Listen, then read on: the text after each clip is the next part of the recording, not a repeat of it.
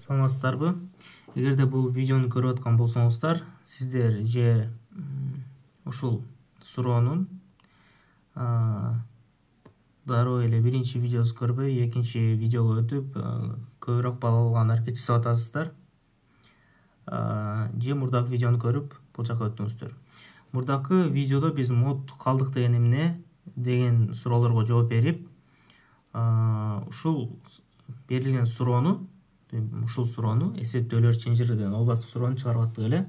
Азыр биз уже алган 30 упайга кошумча 35 упай алганы аракет жасайбыз. Башка айтканда, жалпы упайыбыз 65 болот. Ошо. Эгерде жакшы түшүнбөй, ортодо түшүнбөй кете турган болсоңуздар, эң жакшысы мурдагы видеону көрүп койгонуңуздар.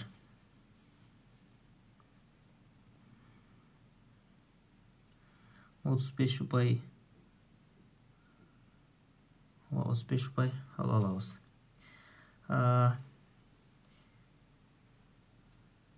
Азыр бир эстейли, эмнелерди кылганыбызды биз.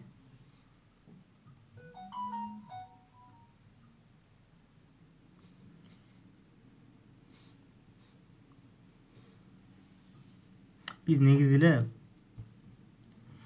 эмени кылганбыз. Негизи эле А, С жана М деген запросторго чыгарганбыз. Бүгүнкү күнү, азыркы ушул видеодо дегеним, А, С, Р деген запросторду чыгарабыз. Будан бизде 30 бай берген, мындан бизге 35 бай берип, жалпысынан 65 бай упай бериш керек. Бул албетте 100 эмес. Ушул видеодо ушуну алган аракет жасайбыз.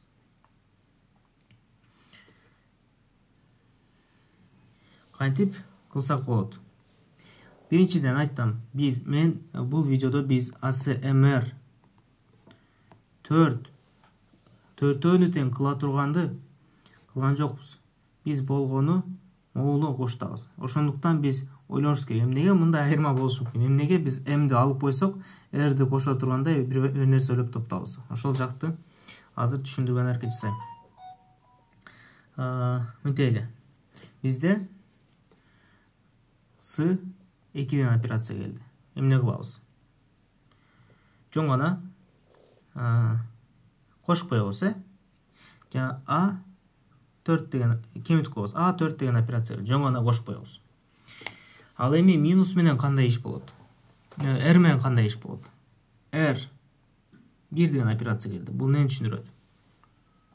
Бул мурдакы предыдущий мурдакыларды эмес, предыдущий мурдакыны гана иштетип кой бир жолу деп атат. Бир жолу. Эки болсо эки жолу болмок. Ошону түшүндүрүп атат.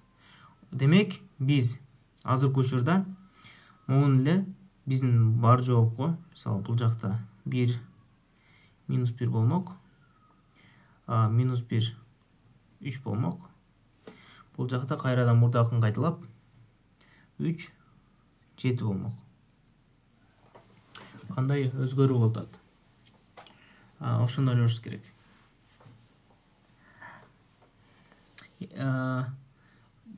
Басыңыздар 2ге ойлонуп көрөлү. 2ге кандай болмок? 2ге мурдакын 2 жолу кайталады деп атат. Башка айтканда, менин 3 деген жообума 2 жолу кош деп атат. 4-тү. Кошу 2 көбөйтүлгөн 4. Ушундай жооп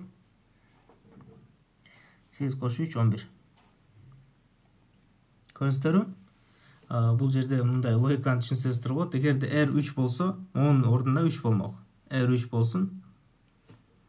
11 кошу. Токтоң. Аны айтпай турайын. Ушунун ордуна акыркы операция S болгондо, могул жер болгону белгисин өзгөртмөк. Бул жер болгону минус болуп калмак. Ал эми 2 эч кандай 2'de эч кандай өзгөрүү болбойт эле. Бул сан кайсы деп турса, ошол санга барабар болот могул 2.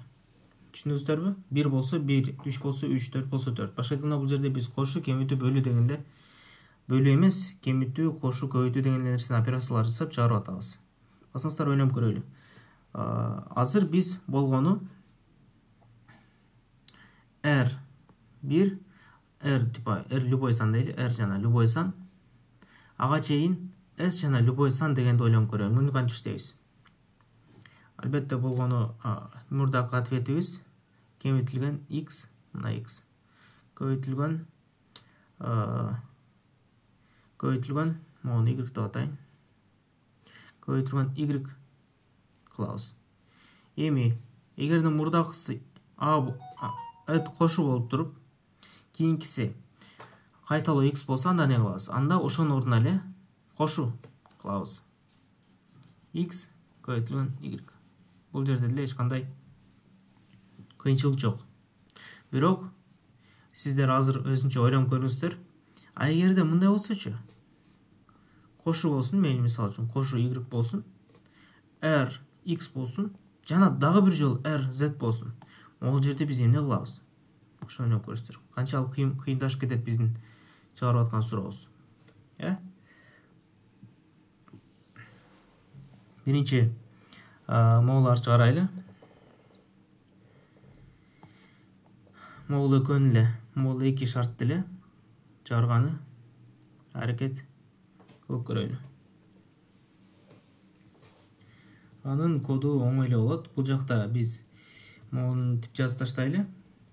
Эгерде R 0дон чоң болсо, ага өзүнчө иштейбиз. Эгерде R жок болсо, эми өзүнчө иштейбиз. Башка айтканда, R болсо эле, азыр мен жазган кодду жазабыз. Болбосо, мурдакы 30 упай алыш керек. R болгондо эле биз азыр 35 упай алган аракет жасайбыз. Бул жерде атайын жазып таштайын. 35 упай депчи. 35 points. Бул жакта болсо 30 point. Ушинтип ушундай разделение берген суроолордо, та саптастар бөлгөн суроолордо ушинтип бөлүп алган аябай удобный. Жашоону суроодон упай алышыбызга аябай жеңилдиктер жаратат ушул нерсе. Басыңыздар жазып көрөлү. Бул жакта бир жазып койсок болот, эгерде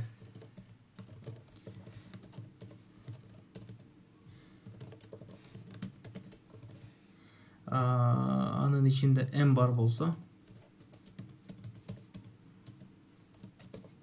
анда assert false деп, себеби M болбош керек бул шартта. Биз ASR'ге эле иштеп атабыз, Бул жакта жазып таштайын. ASM, бул ASR. Эмне болот? Биринчи ответ 1. Бирден карап чыгабыз. Эгерде SI барабар A болсо, эгерде SI барабар S болсо, эгерде SI барабар R болсо. A болсо, жөн эле кошуп таштайбыз. Az барабар Az плюс X mod.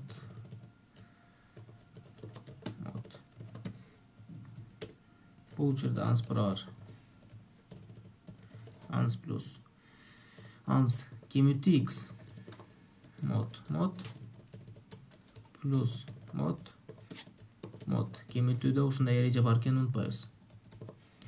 Ал эми repeat кайталоо учурунда кандай болмок? Кайталоо учурунда кандай болот?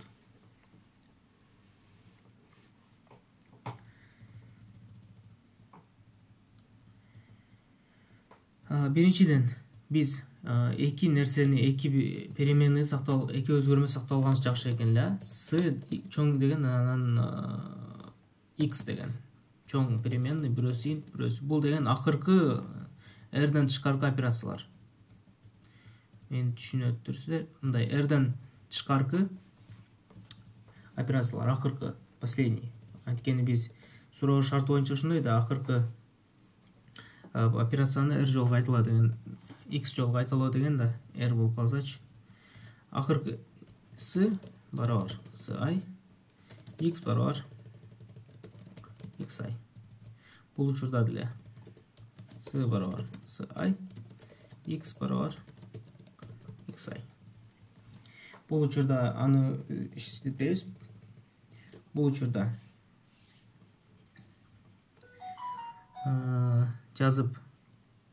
жазайлы. Эгерде мурдакы операция кошуу болгон болсо, анда биз жообузга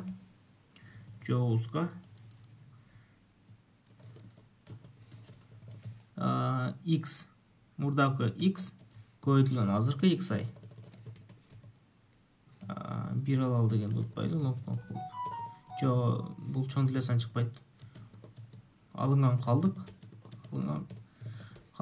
ушинтип жазабыз. Башка айтканда карагыла. Могул жерде мен жазгандай, эгерде там кошуу болсо, аз плюс x көбөйтүү y. Y биздин учурда бул чоң x, анткени могул чоң x деп сактап атабыз да. Кичине x бул биздин xi. Бирок эгерде адашуулар болбосун десеңиздер, анда биз y деп атап койгонубуз деле жакшы вариант окшойт бул жерде. Onu y деп y көбөйт xi. Вот.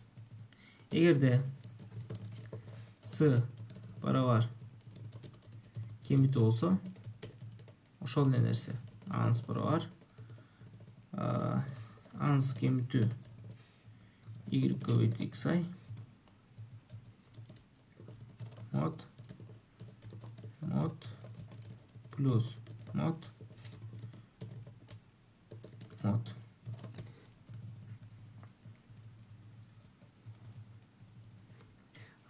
Бир существующий бир текстке текшерип көрөлү. Мисалы, бир тестке, кайсыл тест? Так, S2 R4 A1.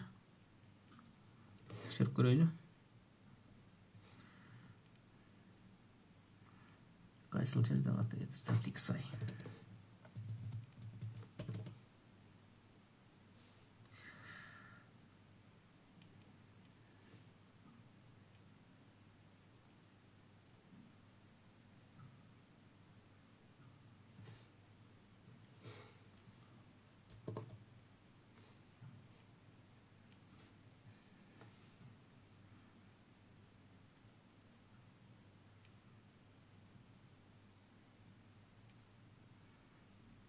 Olacakta kata getirdim.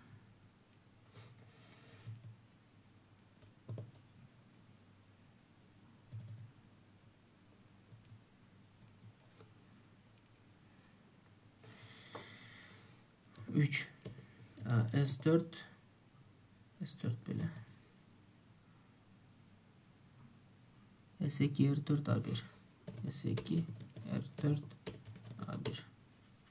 Çok çıkan yok. Niye? Etkeni biz çoğuptu çıkarбай koyuyoruz. 3 S2 R4 A1 tuttura. Hazır mı jibirсек эч канча окуй албайбыз. Анткени биз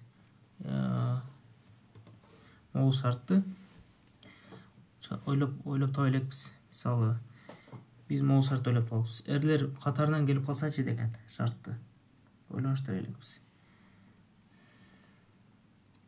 Катарынан РРР болуп келип калсачы, бул случайда кантебиз депчи. Бул деле өз үчүн аябай кыйын эмес. Мисалы үчүн мисал келтирели. A2 R2 R2. Могул жерде понятно, да? Биз мисалы жообуз 1 болсун. 1-ге 2-ни кошсок 3 болду да. Өчүрүп койрели. 1-ге 2-ни кошсок 3 болду. 1 3 болду дейли. Бул жерде 3 там 2 жолу коштук. 3 мойду комментарий сыяктуу жазып коюн. 2 көбөйтүлгөн 2 кошулуп жалпысынан 7 болду. Бул жакта 7 кандай өзгөртөт? 7 2 көбөйтүлгөн 2 болбойт бул случайда. 2 көбөйтү 2. Бул случайда уже 4 көбөйтүлгөн 2 болот. Анткени бул болсо мурдакы эмени кайтар деп атат да, мурдакы жумушту кыл деп атат да. Бул мурдакы жумушту кыл деп, могул жумушту кыл деп атат. А бул могул жумушту кылат. Ошондуктан могул жумушту кылганы 2-ге көбөйтүлөт. Башка айтканда, биз аткарган 2 көбөйтү 2 толугу менен бул жака көчөт. Мынтип жазып коеюн. Жаңы жасайын.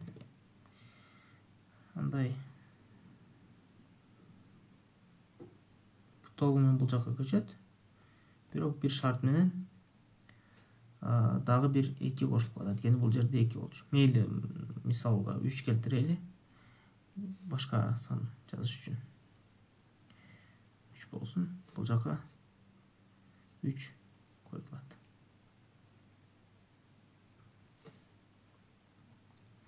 Жалпысынан 7-ге 4 көбөйтү 3, 12 кошу 7, 19 деген санга айланат. Ушул нерсени түшүнүшүбүз керек. Биз көбөйтүп атканда бул мурдакыга көбөйтүлүп, ал мурдакыга көбөйтүлүп, башка айтканда могул эрлердин көбөйтүлгөн көбөйтүмүнө болот. Ушинтип бөлүп койсок болот. Азыр мисалы 3 көбөйтү 2 көбөйтү 2 бул деген 3 көбөйтү 2 көбөйтү 2 деген түшүндүрөт да.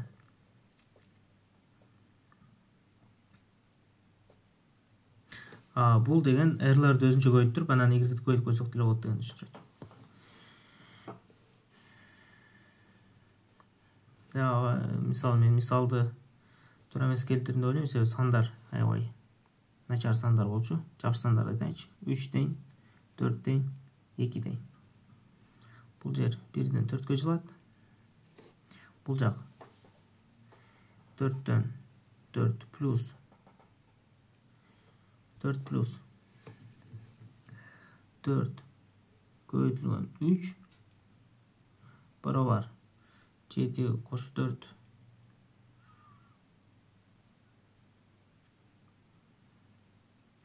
7 12 кошу 4 16 болот. Кийинки 16 кошулган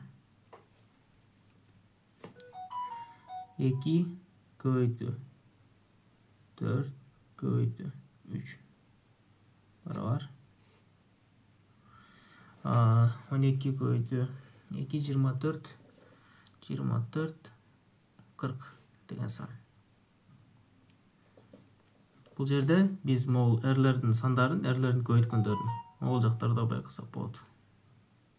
Буларды өзүнчө группага бөлүп, көбөйтүндүлөргө бөлүп, аягында биздин акыркы операция көбөйкүп, жоопту кошуп койсок болот. Жакшыраак түшүнүш үчүн коддо пример катары көрсөтөйүн. Биз эрдин көбөйтүндүлөрүн бир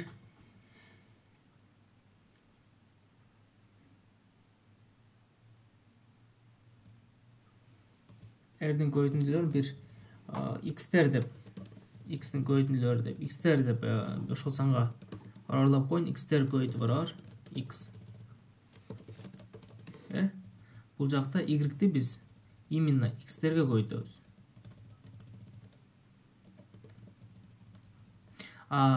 Башка шарттарда, мисалы, могул шарттар болуп калат го, ушул учурларда x'тер 1-ге барабарлап калат.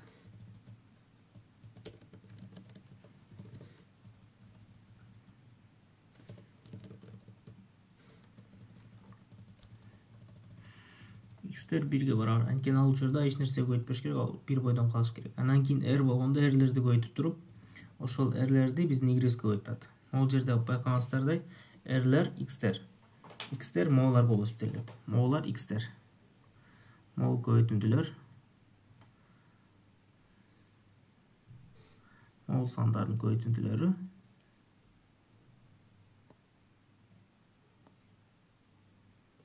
x'терде сакталат. Y-те могул жакча y-те могул сакталат.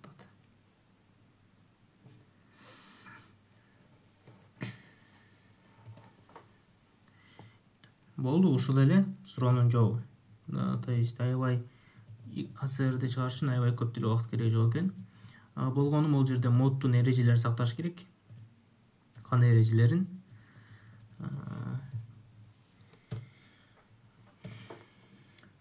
Көбөйткөн сайын модду алып башташ керек. X'тер көбөйттү x ай. 1 алал лонгко текшериштик. Унутпайлы мод. Бул жакта деле ошол. Болгону 1 алалды кошуп коелу. X'тен айткан чоң сан болушу мүмкүн. 1 алал. Болду. Ушул нерсе биздин сурообузду чыгарганы. R4 дейли. A1. Жооп туура. Ал жерде аябай кызыктуу тест бар эле, ошону жазып көрөлү. Мына A1 R3 R2 M2 R2 R2. 5 A1 R3 R2 M2 R2. Так, эмне ооба, бизде бул эмге иштебеш керек. Тууралуу тест туура эмес.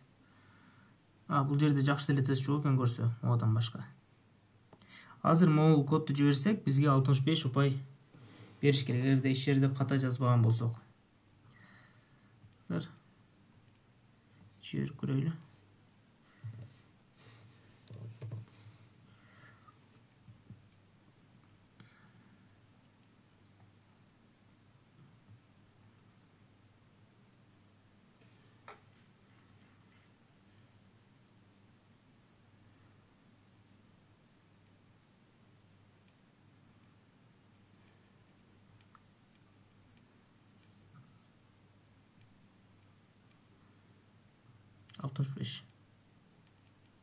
Азыр түшүндүрүп берем эмнеге ASMR улаш ушул эле метод менен бир аз кыйын болот.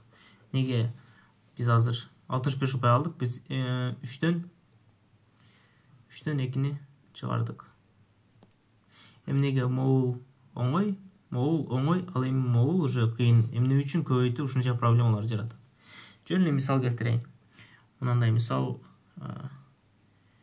M2 R9 и ушундай эрлерден толтура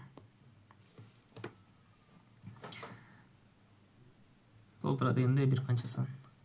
Көбөйтүүдө эмне болот? Көбөйтүүдө баягы анс кошу бул кемитүүдө болот деле, y көбөйт x'тер. Кемитүүдө анс кемитүү y көбөйт x'тер болот деле. Ал эми көбөйтүүдө эмне болот? Көбөйтүүдө кошуу кемитүү болбойт. Ушунусу кызык. Көбөйтүүдө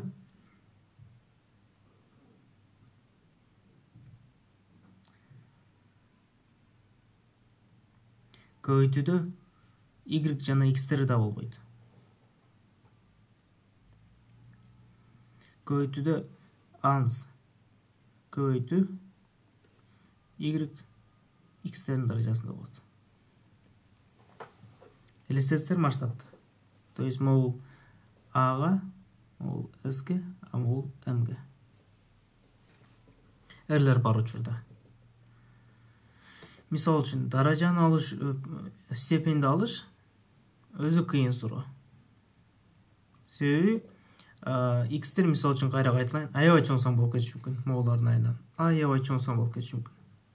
Аябай чоң санды бир нерсе кылып сакташ керек. Эгерде сиз аларды мод кылып сактайм десеңиздер, даража туура эмес чыгып калат. Ошондуктан мод деп сактаганда жакшы вариант эмес. Эгерде башка вариант деп мына көбөйтүүнү понятно аны чыгара алабыз. Бизде демек даражада проблема болот. Ошол даражаны x'тер чоң сан болуп кеткенде кантет дегенди кийинки видеодо чогуу түшүнүп чыгарабыз.